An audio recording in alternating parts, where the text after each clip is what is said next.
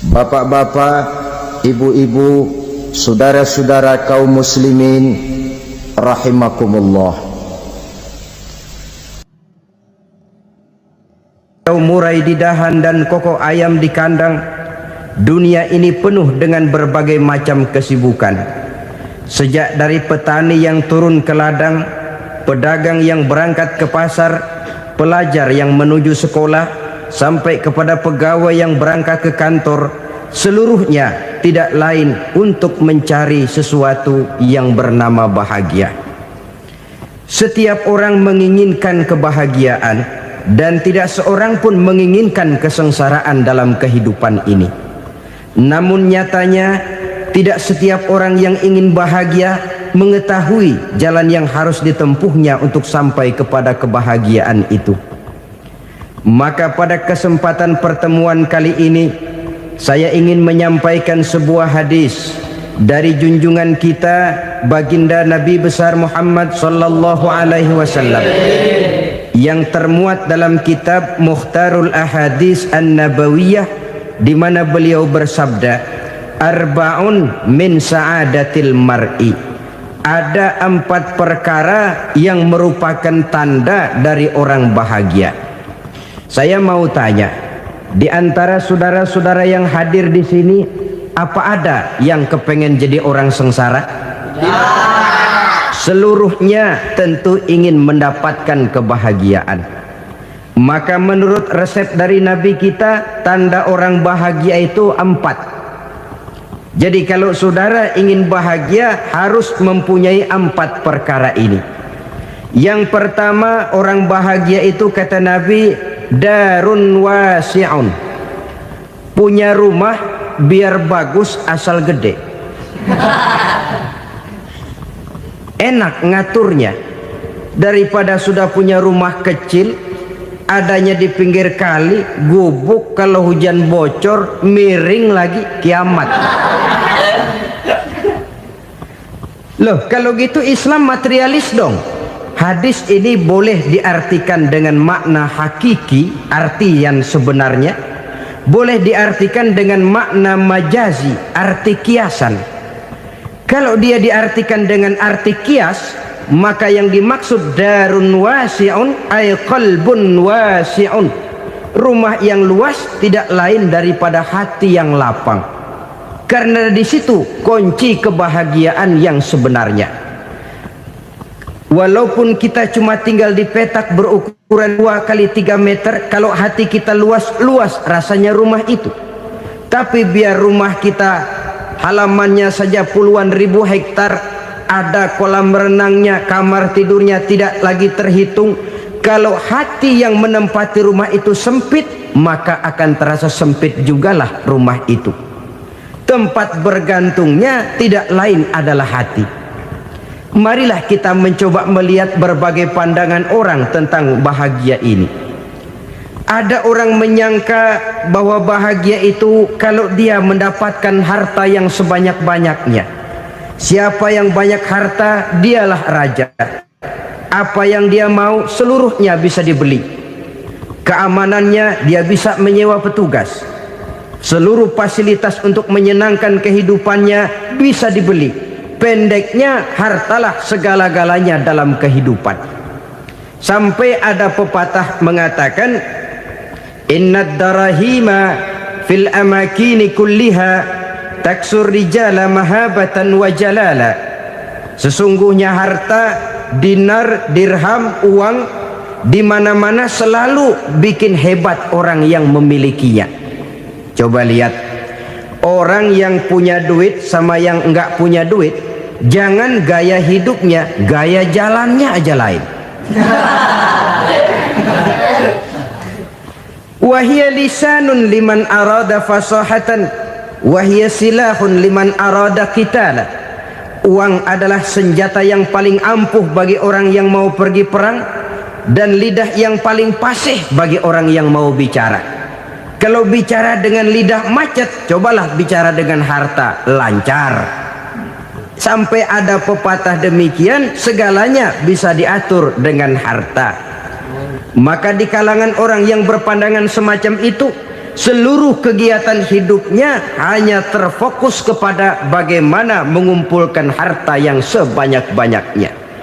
Tidak peduli halal haram, tidak kenal sore pagi siang dan malam, tidak sempat sujud, jauh dari agama, jauh dari kehidupan yang bersifat ruhaniyah, jauh dari Allah dan sebagainya. Sampai dalam Al-Quran dikelompokkan dalam kelompok yang dinamakan lumazah. Allazi jama'a malahu wa addadah yahsabu anna malahu akhladah.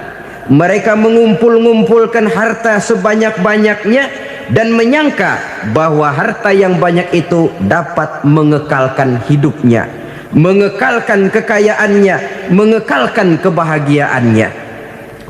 Saudara hadirin yang berbahagia, kalau pandangan hidup ini benar, artinya kalau harta memang merupakan satu-satunya hal yang dapat membuat orang bahagia, tentu di rumah mewah tidak akan pernah ada tangis derita.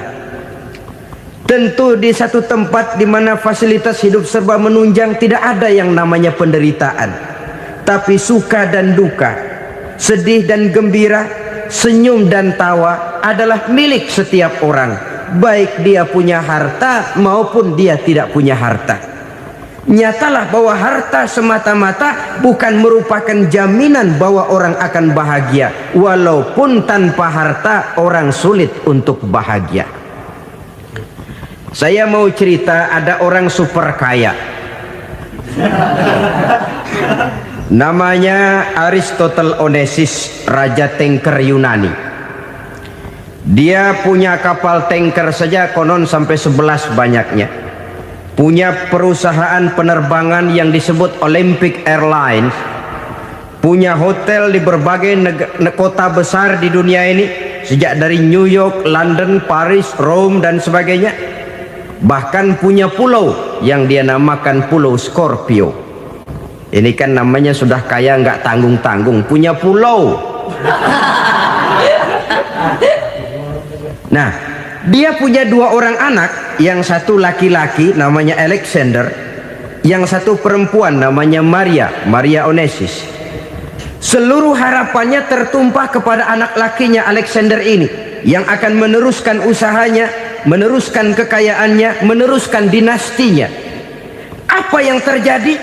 Ternyata anak yang dia harapkan yang bernama Alexander ini mati muda dalam kecelakaan pada waktu dia olahraga. Apa olahraganya? Namanya olahraga anak orang kaya, golongan jet set. Olahraganya olahraga pesawat terbang. Jatuh, ya nggak kapungut, habis mati. Tinggal satu anak perempuannya, Maria Onesimus. Tapi anak perempuan ini juga malah urakan. Terakhir dia pacaran, bahkan kemudian kawin sama orang Rusia. Rupanya Aristotle Onesimus ini broken. Kekayaannya yang berlimpah ruah, perusahaannya yang begitu banyak, siapa yang akan meneruskan? Siapa yang akan menggantikan? Sampai kemudian dia mengurung diri di Pulau Scorpio dan mati di sana secara mengenaskan. Seorang multi jutawan, seorang yang super kaya, mati menyendiri di pulau sepi. Ibarat kata pepatah, anak ayam mati di lumbung. Bukan kekurangan makanan, keurugan makanan. Begitu kehidupan Aristotle Onesimus. Dan banyak orang-orang yang sudah demikian kaya sampai dibingungkan oleh kekayaannya sendiri. Telusurilah kehidupan David Rockefeller misalnya, Henry Ford misalnya, Adnan Khashoggi misalnya. Multi jutawan yang kadang-kadang dibuat keder oleh kekayaannya sendiri. Pantas ketika Imam Ali ditawarkan orang, "Ya Ali, kalau kepadamu disuruh pilih ilmu atau harta, kau pilih mana?" Ya jelas pilih ilmu dong. Kenapa? Pertama, ilmu kalau kita berikan kepada orang lain tambah. Tapi harta kalau kita berikan kepada orang lain kurang. Saudara punya uang 10.000, dibagi orang 5.000, jelas uang saudara berkurang. Tapi saudara punya ilmu diberikan kepada orang lain bisa, saudara pun makin mantap. Tidak lantas jadi bodoh karena ngajarin orang. Saudara bisa Fatihah lalu mengajarkan orang Fatihah. Orang bisa, saudara pun makin hafal. Tidak lantas setelah diajarin orang ilmunya hilang. Begitu datang dia minta orang, tolong ajarin saya Fatihah, udah habis, nggak ada.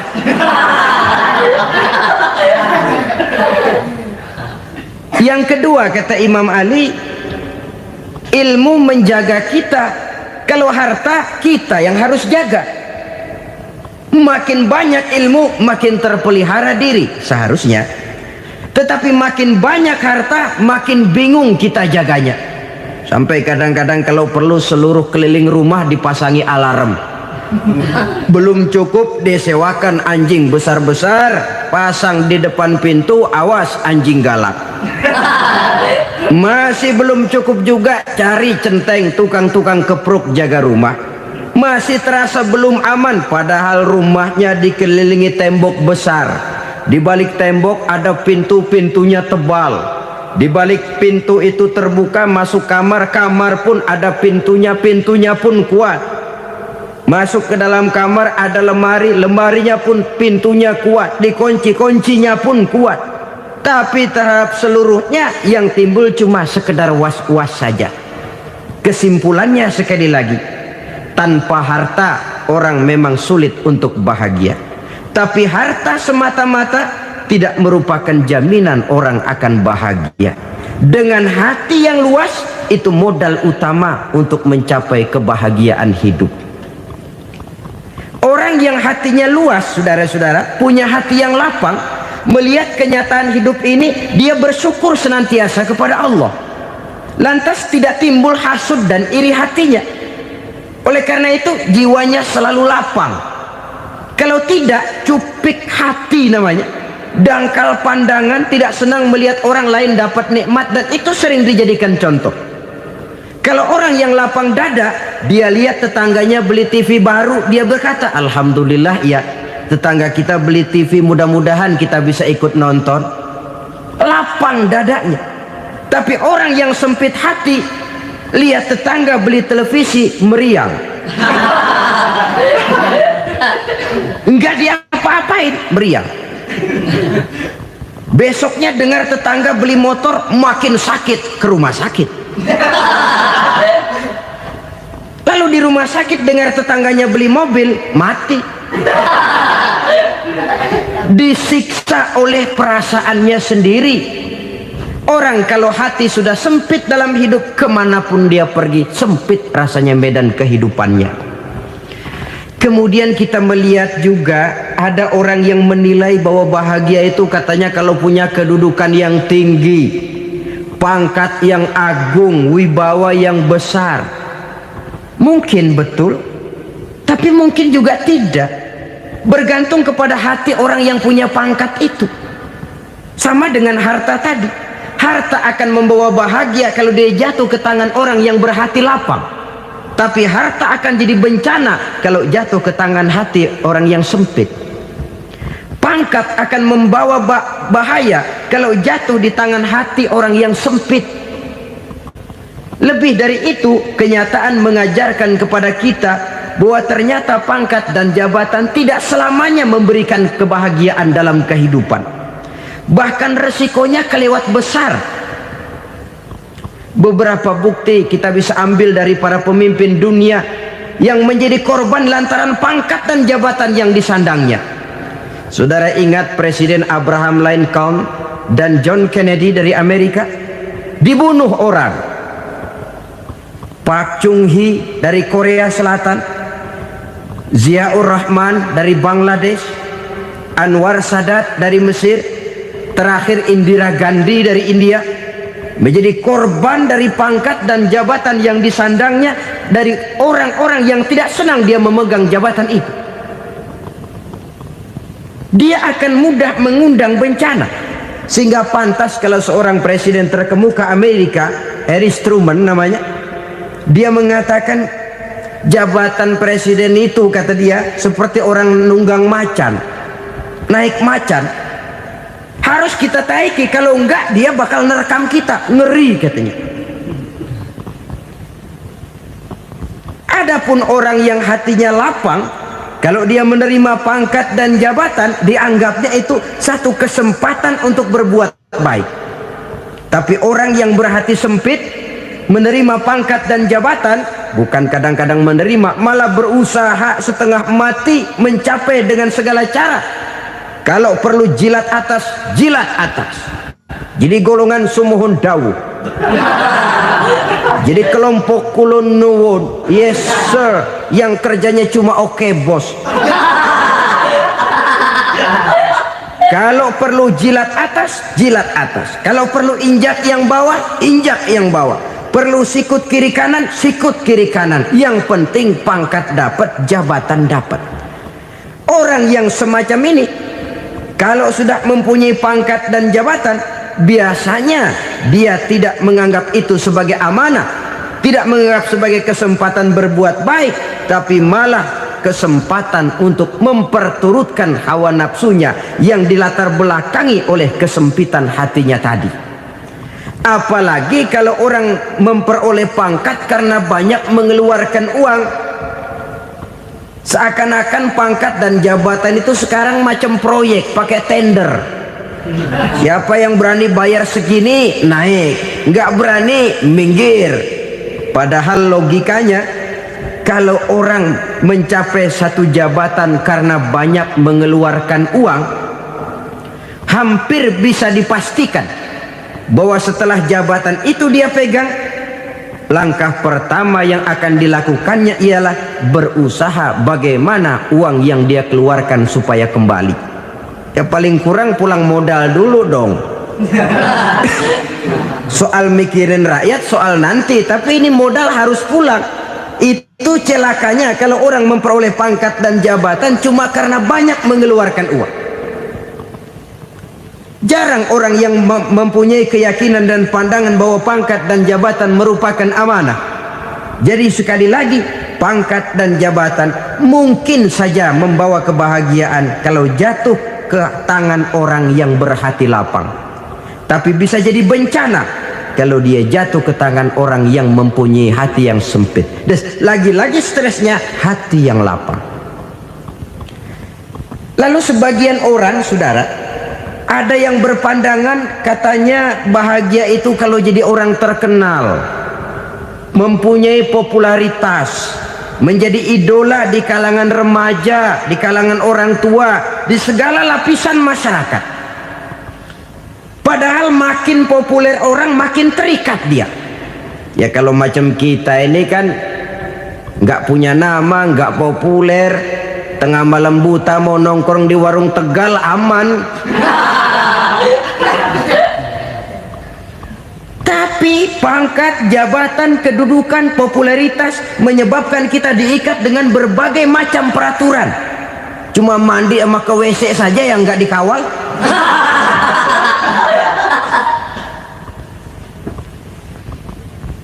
Benarkah popularitas, ketenaran membawa kebahagiaan? Mungkin ya, tapi mungkin juga tidak.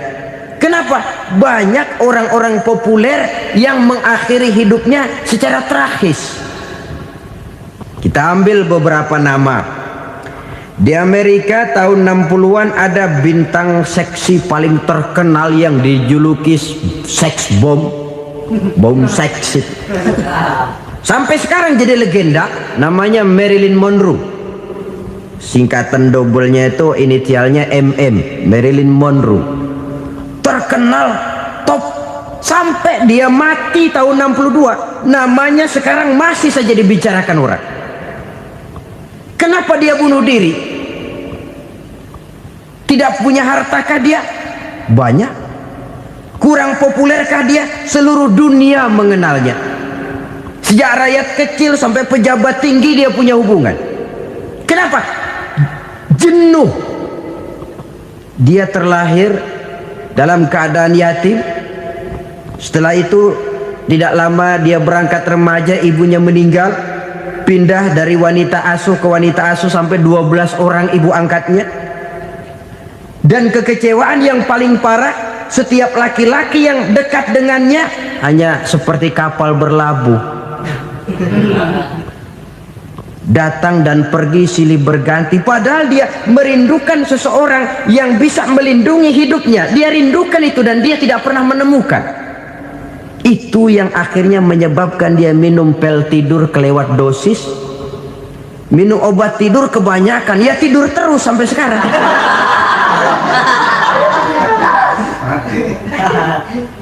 Dia mengakui, saya telah memiliki ketenaran, tapi saya tidak pernah hidup dalam ketenaran itu. Saya pandai main sandiwara, tapi saya ingin hidup dalam alam yang real sebagaimana umumnya orang. Itu yang dia rindukan.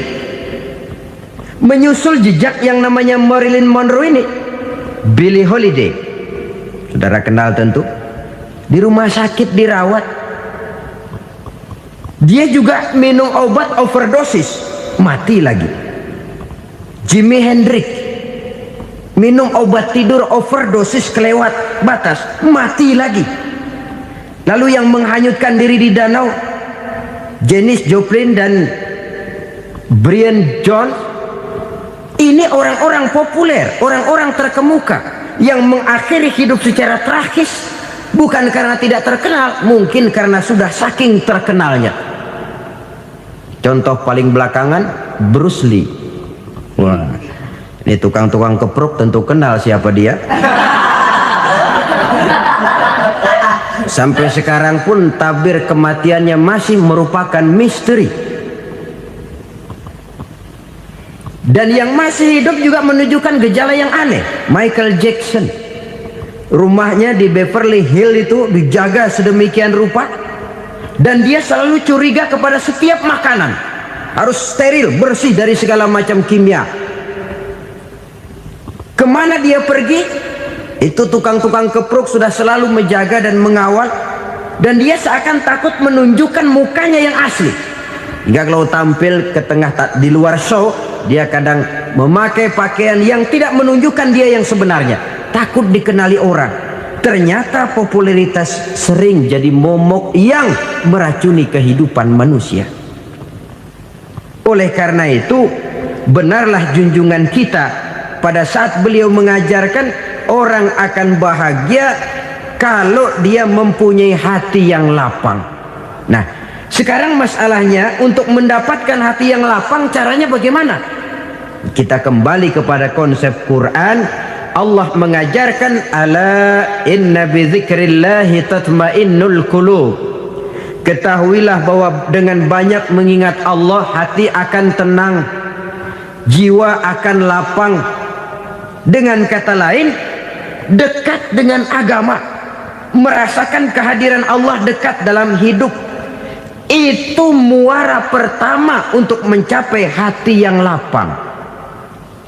Ala inna bi dzikrillahi tatmainnul qulub. Jangan macam orang sekarang ingin mendapatkan ketenangan lalu tapak di puncak gunung, di gua-gua, di tempat sepi. Iyalah kalau nggak ada ular. Kalau tergigit ular berbisa, ketenangan belum, mati jelas itu. Islam positif untuk mendapatkan ketenangan. Ala inna bi dzikrillahi tatmainnul qulubi. Bahwa ketahuilah bahwa dengan banyak mengingat Allah, hati akan tenang, jiwa akan lapang, nuansa pikiran akan luas. Karena yang namanya bahagia ada dimanapun manusia berada. Di kampung ada bahagia, di kota ada bahagia, di ngarai, di lembah, di gunung, di hutan, di lautan, di angkasa luar, dimanapun bahagia itu ada kalau kita bermodalkan hati yang lapang ini. Dan hati akan lapang kalau kita dekat dengan agama. Dekat dengan harta buat sementara hati mungkin tenang, tapi ketenangan yang relatif dan temporer. Apalagi orang tiap kali tambah harta, tiap kali tambah rencana, itu wajar. Mungkin sebelumnya saudara berpikir, kalau punya duit 5.000 enak nih. Begitu punya duit 5.000, aduh sayang kalau 10.000 aja. Tiap kali tambah harta, tiap kali lain rencana. Makin banyak rencana, makin menjauhkan kita dari yang namanya ketenangan. Padahal ketenangan merupakan unsur utama untuk mencapai bahagia. Dan ketenangan itu bermuara dalam hati manusia. Tengoklah kehidupan ini. Orang yang banyak harta dengan orang miskin, berbedakah rasa sakit yang mereka tanggungkan? Rasanya tidak. Walaupun si kaya tidur di kasur empuk berselimutkan sutra mahal, sementara si miskin meringkuk di balai bambu yang keras dan kasar. Apabila maut datang, dia juga tidak pernah pilih bulu. Maut datang menjemput si kaya di singgasana keemasannya, dikelilingi oleh para pengasuh, dayang dan inang serta para pengawal. Dan maut pun datang menjemput si miskin papa, sehingga ia tergelepar di tepian jalan. Kedua-duanya bernama mati. Kalau nyata bahwa sakit yang ditanggung si kaya tidak beda dengan sakit yang ditanggung si miskin, bukan harta semata yang membuat orang bahagia. Hati yang tenang, jiwa yang lapang penuh kedamaian karena banyak berzikir dan mengingat Allah, itu merupakan modal utama untuk mencapai sesuatu yang bernama bahagia.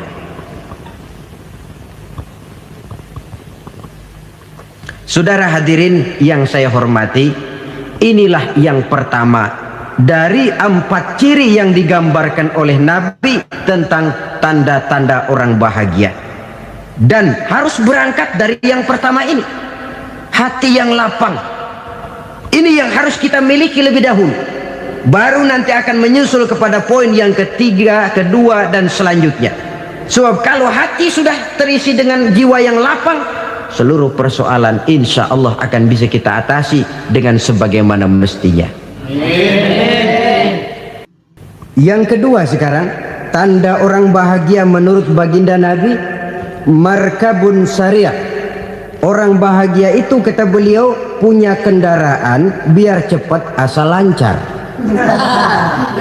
Artinya kemana dia mau pergi mudah.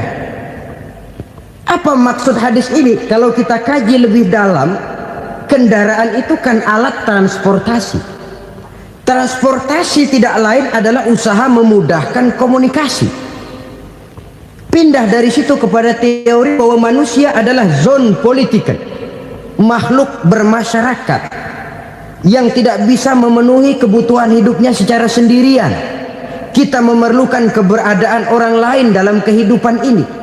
Untuk memakai baju saja kita sudah perlukan petani yang tanam kapas, pabrik yang memintal kapas jadi benang, pabrik yang menenun benang jadi kain, sampai kepada mesin jahit, sampai kepada tukang jahit. Itu cuma untuk memakai pakaian saja. Tidak seorang pun di antara kita yang sanggup memenuhi kebutuhan hidupnya secara sendiri. Kita perlu orang lain. Maka kebebasan dalam arti mutlak, kebebasan tanpa batas, itu tidak mungkin ada dalam kehidupan. Karena kita mengadakan yang disebut interaksi sosial. Setiap kegiatan kita tentu melibatkan orang lain. Menurut kita barangkali kita bebas jalan di jalan raya semaunya, tapi orang lain berkendaraan pun merasa bahwa ini ada juga jalan haknya, dan begitu selanjutnya. Oleh karena itu, maksud dari kendaraan yang cepat ini adalah khulata'uhu ma'as solihin. Lingkungan pergaulannya terdiri dari orang-orang soleh. Pergaulannya luas. Kemana dia pergi ada temannya. Kesulitannya ada tempat dia cerita. Dan kesulitan kalau sudah diceritakan kepada orang lain, taruh kata orang itu tidak bisa menolong, namun menceritakannya kepada orang yang kita percayai, kan paling kurang sudah mengurangi beban jiwa, mengurangi tanggungan batin, merasa masih ada tempat kita cerita. Maka lebih baik orang awam yang mau bergaul ketimbang orang setengah alim tapi ngunci pintu. Sebab nantinya akan timbul sikap picik, cupik pandangan, dan tidak luas menghadapi kenyataan dalam kehidupan ini. Namun yang harus kita garis bawahi, pergaulan memang mesti luas. Namun jangan sekali-kali lupa, bahwa pergaulan sangat besar pengaruhnya dalam ikut membentuk kepribadian manusia. Sehari-hari bisa kita bilang, kalau kita dekat sama tukang minyak wangi, sekalipun nggak dibagi minyaknya, baunya tentu dapat. Betul? Tapi dekat sama tukang elas, walaupun nggak kena apinya, asapnya mesti kena. Kalau Syauqi mengatakan lebih jelas lagi, man asyaral asrafa asa musyarrafan wa muasyiral anzali ghairu musyarrafin. Awalam taral jildal hakira muqabbalan bisagri lamma sara jildal mushaf. Siapa yang bergaul dengan orang mulia, dia bakal ikut menjadi mulia. Tapi siapa yang berteman dengan orang hina, dia tidak bakal ikut menjadi mulia. Tidakkah kau lihat, kata Syauqi, kulit kambing yang hina pun dicium orang ketika menjadi kantong Quran. Kulit kambing hina, kalau dia sendirian gak ada yang mau cium. Tapi begitu dia bergaul dengan Quran, menjadi kantong Quran, dipakein minyak wangi, ditaruh di tempat yang tinggi, mau diambil dicium dulu, dibawa dengan penuh hormat dan hati-hati. Kulit kambing yang hina lantaran berteman dengan Quran, numpang mujur. Tapi coba lihat kalau kulit kambing berteman dengan kayu, jadi beduk, habis. Zohor dikemplang, asar dipukul. Itu pun sedikit saja, cuma salah milih teman. Yang temannya Quran dihormati orang, yang temannya kayu lantaran jadi beduk, gelap-gelap subuh orang udah kemplangin.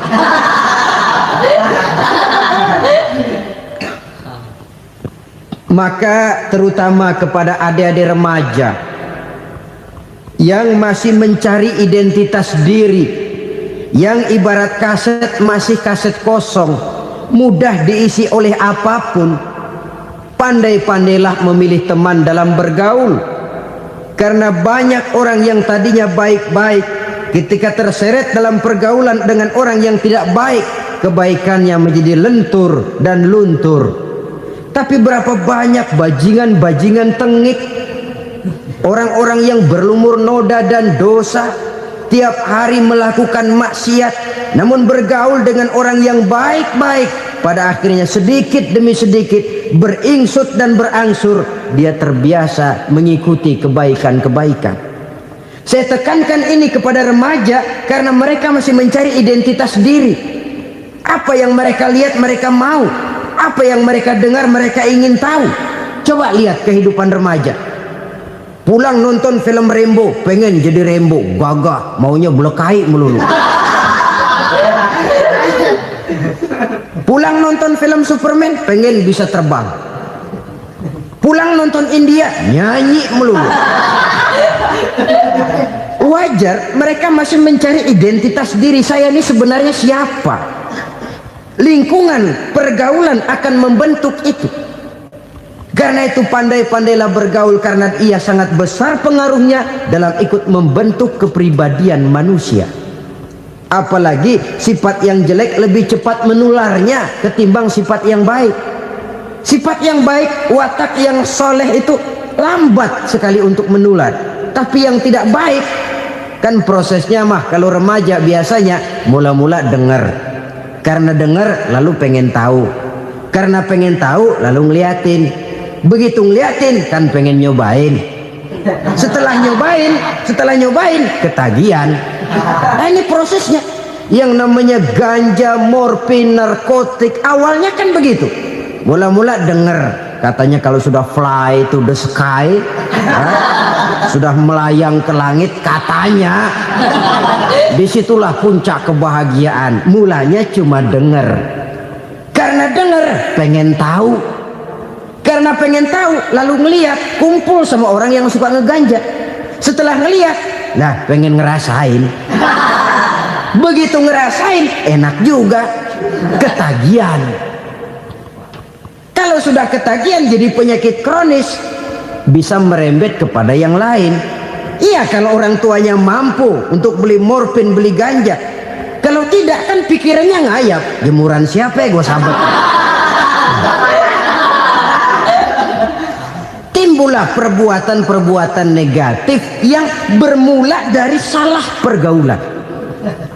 Apalagi buat adik-adik remaja yang tinggal di kota-kota besar, yang pengaruh budaya, pengaruh kesenian, pengaruh struktur kehidupan yang nampak makin individualistis, di mana persaingan tajam, tensi ekonomi tinggi, orang mudah mengalami stres.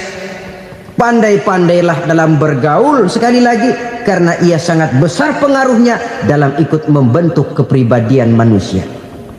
Orang bahagia punya kendaraan yang cepat, artinya punya pergaulan yang luas, dan lingkungan pergaulannya terdiri dari orang-orang yang soleh. Kemana dia pergi ada teman, kesulitannya ada tempat dia cerita.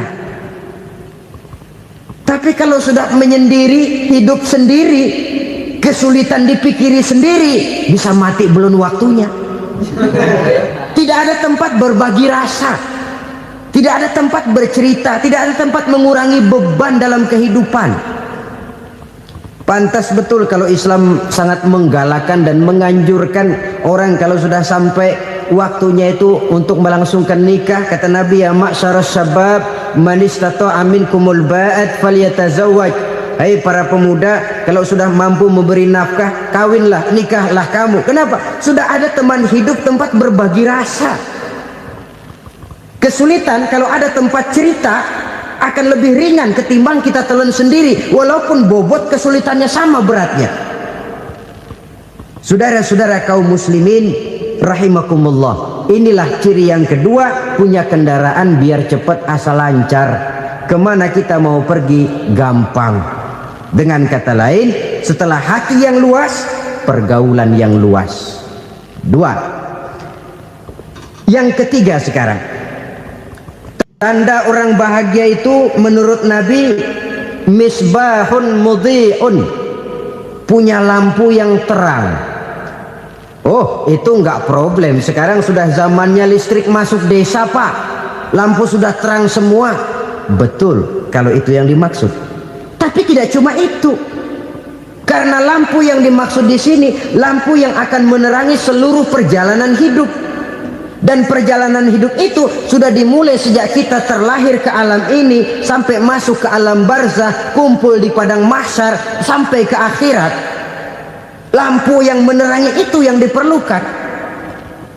Kalau lampu, katakanlah yang paling top sekarang kan lampu jenis Mercury. Taruhlah itu di rumah kita, dia cuma menerangi rumah kita, menerangi hati pun tidak sanggup. Bila kita masuk ke alam barzah, alam kubur, sanggupkah si Mercury yang begitu terang menerangi alam barzah kita? Tidak sanggup lagi. Sanggupkah lampu yang ratusan watt, bahkan puluhan ribu watt menerangi kehidupan di padang mahsyar? Tidak akan sanggup lagi. Kalau demikian, yang dimaksud lampu yang terang di sini apa? Tidak lain amal soleh, kebajikan yang kita lakukan dalam hidup. Itu yang akan jadi lampu penerang. Di dunia nama kita akan terang, jasad kita boleh hancur terkubur tanah, tapi nama kita akan dikenang orang. Begitulah kalau orang meninggalkan kebajikan dalam hidup seperti sekarang.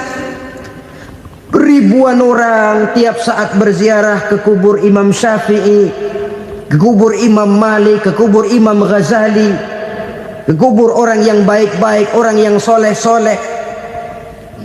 Kebajikannya yang ditinggalkan, yang mengukir namanya dengan tinta emas, sehingga saudara sudah terbaring di alam kubur. Orang lewat, Allah, ini kuburannya Fulan bin Fulan, dulu ini kebaikannya Masya Allah, saya ikut merasakan. Mari kita mampir sebentar, kita Fatihah, mohon disampaikan Allah pahalanya kepada almarhum. Al-Fatihah.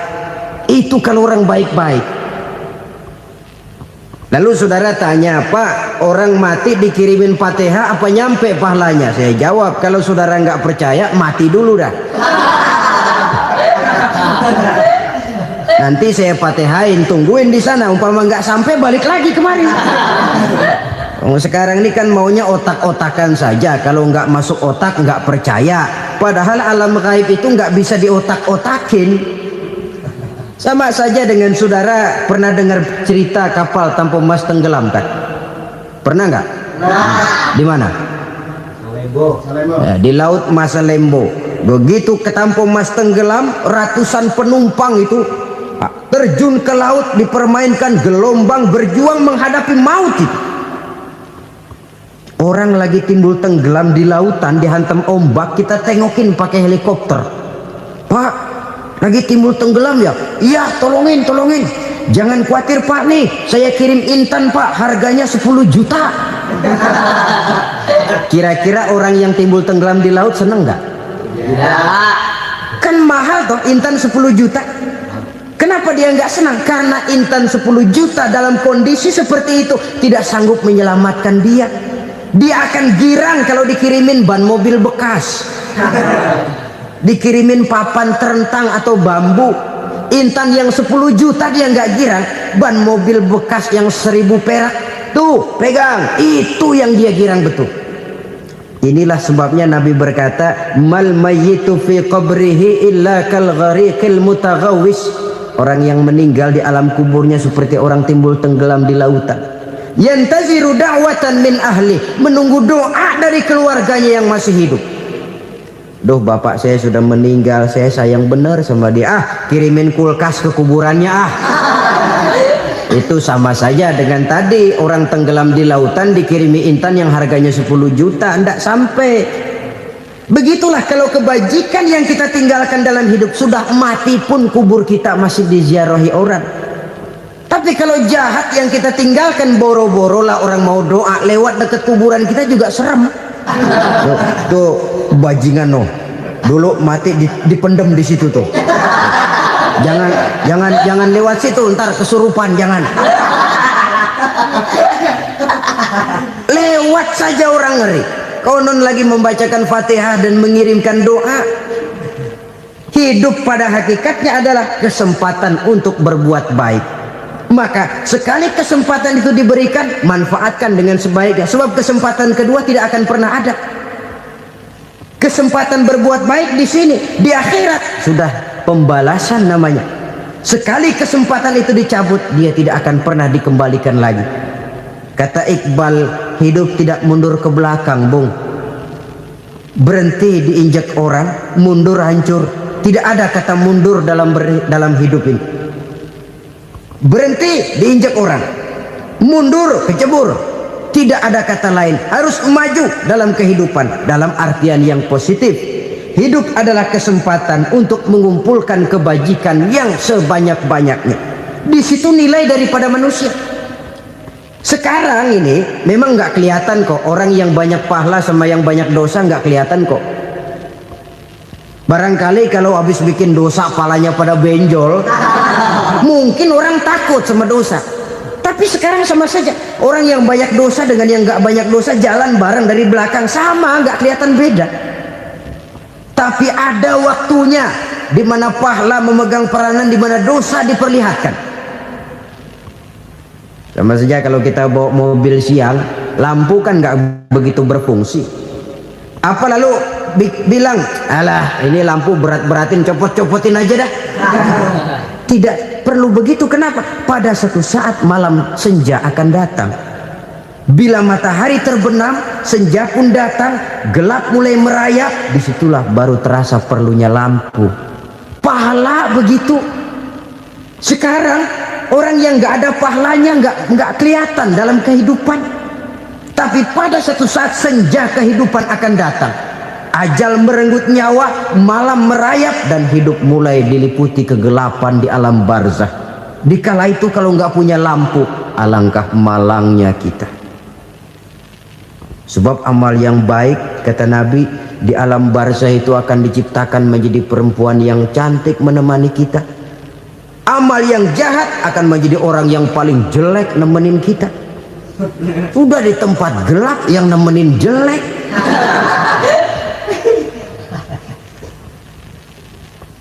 Kaum muslimin rahimakumullah. Kalau demikian masalahnya, tergantunglah kita pandai memanfaatkan waktu. Al-waktu kasayf, waktu itu cepat sekali. Yang namanya waktu itu tahu-tahu. Tahu-tahu udah tahun 87. Tahu-tahu udah begitu. Tahu-tahu yang kemarin anak-anak, sekarang udah pada punya anak. tahu-tahu saja itu. Begitu cepat waktu berlalu. Kalau tidaklah pandai kita memanfaatkannya, akan rugi kita. Nabi bersabda, "Man kana yaumuhu khairun min amsihi fahuwa rabih." Barang siapa yang hari ini lebih baik daripada hari kemarin, itu orang untung. Hari ini lebih baik daripada kemarin. Bulan ini lebih baik dari bulan kemarin. Tahun ini lebih baik dari tahun kemarin. Itu orang yang beruntung. Tahun kemarin sembayangnya maghrib doang, sekarang udah tambah isya. Tahun kemarin cuman Idul Fitri aja ngancem bener, sekarang udah tambah Jumat, lalu tambah lagi maghrib, tambah lagi isya, dan selanjutnya. Hari ini lebih baik daripada kemarin, itu orang yang beruntung. Wa man kana yaumuhu mislu amsihi fahuwa khasir. Lalu barang siapa yang hari ini sama saja dengan hari kemarin, itu orang rugi. Hari ini sama dengan kemarin, rugi itu. Bulan ini begitu, bulan kemarin begitu, tahun ini begitu, tahun lalu juga begitu. Rugi itu orang. Rugi apa? Rugi umur. Umur tambah, amalan gak pernah tambah. Dan saya pikir lebih merupakan azab ketimbang nikmat kalau orang dikasih panjang umur cuma untuk numpuk dosa. Mending mana? Panjang umur banyak dosa sama pendek umur dikit dosa? Mending mana? Mending mana? Ya, paling mending tentu panjang umur banyak pahala. Tapi kalau tidak, sekali lagi, lebih merupakan azab ketimbang nikmat kalau orang diberikan panjang umur tapi cuma untuk sekedar menumpuk dosa. Kehilangan kesadaran bahwa dunia bukan terminal akhir dari satu perjalanan. Dia cuma halte di mana kita berhenti sebentar untuk menuju kepada terminal yang hakiki. Saudara-saudara kaum muslimin rahimakumullah, inilah lampu yang akan menerangi kehidupan. Amal yang kita lakukan di dalam kehidupan. Jadi yang dimaksud dengan lampu yang terang, kebajikan yang kita kerjakan dalam hidup. Nah, setiap orang di awal tadi saya bilang ingin bahagia. Bahagia itu kan hakikatnya kumpulan senang dan selamat. Senang, selamat. Apa bedanya? Senang tapi tidak selamat, nggak bahagia. Selamat tapi nggak senang, nggak bahagia orang. Contoh, kalau orang korupsi, duitnya banyak, senang dia, tapi keselamatannya. Ada tentara baris di samping rumahnya udah bingung, padahal tentara latihan. Tentara cuma latihan, dia bingung. Senang, tapi karena keselamatannya tidak terjamin, dia tidak bahagia. Sebaliknya pegawai negeri jujur benar, cuma segaji-gajinya, selamat nggak korupsi, tapi melarat, ya nggak bahagia juga, kurang senang. Kesenangan dan keselamatan untuk dunia saja, ya sekali lagi, kalau cuma sekedar untuk dunia saja, bisa dibeli pakai uang. Bisa dibeli pakai uang. Saudara ingin selamat, bisa dibeli pakai uang. Saudara ingin senang, bisa dibeli dengan uang. Tapi setelah mati, masuk ke alam barzah, habis kekuasaan uang. Nggak bisa lagi beli keselamatan pakai uang. Tidak mungkin lagi membeli kesenangan dengan uang. Di situ pahala yang megang peranan. Makin banyak pahala, makin banyak saham untuk membeli kesenangan dan keselamatan, untuk memperoleh yang namanya bahagia. Dan jangan lupa loh, di alam barzah kita nggak sebentar, menunggu datangnya kiamat. Loh iya, kalau kita begitu dikuburin terus kiamat datang, untung. Tapi kalau masih harus 1000, 2000, puluhan ribu tahun yang akan datang, dalam satu penantian yang begitu lama, tanpa saham untuk memperoleh kebahagiaan, satu kemalangan yang tidak ada pernah putus-putusnya. Janganlah tergelincir oleh kebahagiaan sebentar yang menipu dengan mengorbankan kebahagiaan hakiki yang berjangka panjang. Apa artinya senyum sejenak kalau harus ditebus dengan tangis seumur hidup? Biarlah kita minum jamu, pahit memang, getir memang, tapi kan besok badan sehat. Daripada sekarang minum sirup, manis memang, enak memang, tapi bibir pada jontor besok. sirawan, batuk, nggak karu-karuan. Banyak orang tertipu oleh kesenangan yang sebentar, padahal laisa kullu ma yalma'u zahaban. Belum tentu semua yang berkilat itu emas, belum tentu semua yang gemerlap itu intan. Karena itu marilah manfaatkan kesempatan yang diberikan Allah ini untuk mengumpulkan kebajikan yang sebanyak-banyaknya. Yang terakhir sekarang, yang keempat, tanda orang bahagia kata Nabi. Zaujatun salihah. Orang bahagia itu tanda yang keempat kata Nabi, punya istri biar cakep asal taat. Sudah surga itu sudah. Cakep taat. Istri kayak gitu, kalau belum mati jangan dikuburin dulu itu. Sudah cakep taat lagi, tapi kadang-kadang enggak, udah jelek ngadat melulu. Apa yang mau dipilih? Sebab itu Quran mengatakan istri pakaian untuk suami, suami pakaian untuk istri. Kenapa suami istri diibaratkan pakaian? Alangkah tingginya gaya bahasa Quran ini. Suami istri teman hidup, hidup perjalanan panjang. Sejak kita dalam rahim sudah ada hidup kan di sini. Sampai ke alam dunia, masuk ke alam barzah, kumpul di padang mahsyar, sampai menuju akhirat, itu perjalanan hidup. Carilah istri atau suami teman hidup yang membawa manfaat tidak hanya kehidupan di dunia ini, sampai di alam barzah, sampai di padang mahsyar. Suaminya mungkin meninggal lebih dulu, atau istrinya mungkin meninggal lebih dulu, tapi suami atau istri yang masih hidup berbuat kebajikan. Suami saya meninggal, ada hartanya, saya sedekahkan, niat pahala untuk almarhum suami saya. Ini teman hidup, tidak dibatasi dan tidak bisa dipisahkan oleh maut sekalipun. Zohirnya mungkin pisah, badannya mungkin pisah, tapi hatinya, jiwanya, kebersamaannya dalam menghadapi kehidupan. Karena itu saudara-saudara, bahasa Quran indah. Suami istri diibaratkan seperti pakaian. Apa fungsi pakaian? Pertama, pakaian jadi kebanggaan. Artinya suami harus menjadi kebanggaan istri, istri harus jadi kebanggaan suami. Yang kedua, pakaian itu kan fungsinya menutup aurat. Artinya sesama suami istri harus saling menjaga kekurangan masing-masing. Jangan malah sesama suami istri saling membongkar rahasia dan aibnya sendiri-sendiri. Istrinya diceritain jeleknya di mana-mana, atau suaminya dibongkar rahasianya di pasar umum. Itu sudah tidak lagi berfungsi sebagai pakaian.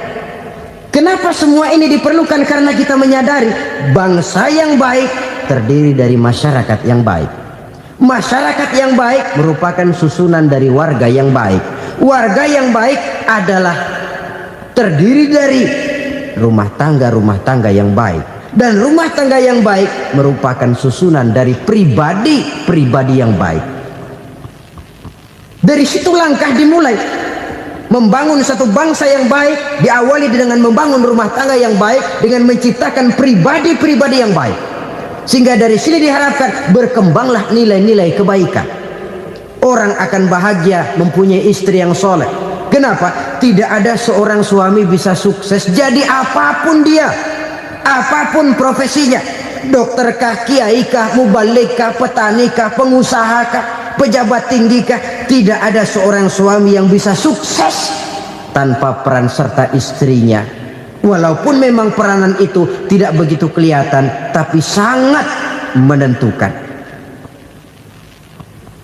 Karena itu, saudara hadirin yang saya hormati, Islam sangat menghargai kaum wanita, memberikan kedudukan yang tinggi sepanjang tidak mematikan kodrat kewanitaannya. Nah, kalau sudah kesuksesan ini diawali dari rumah tangga, karier di masyarakat mudah untuk dikejar. Tapi keberantakan di rumah tangga merupakan kegagalan pertama di tempat lain. Nah, inilah saja yang dapat Al-Fakir sampaikan pada pertemuan kali ini.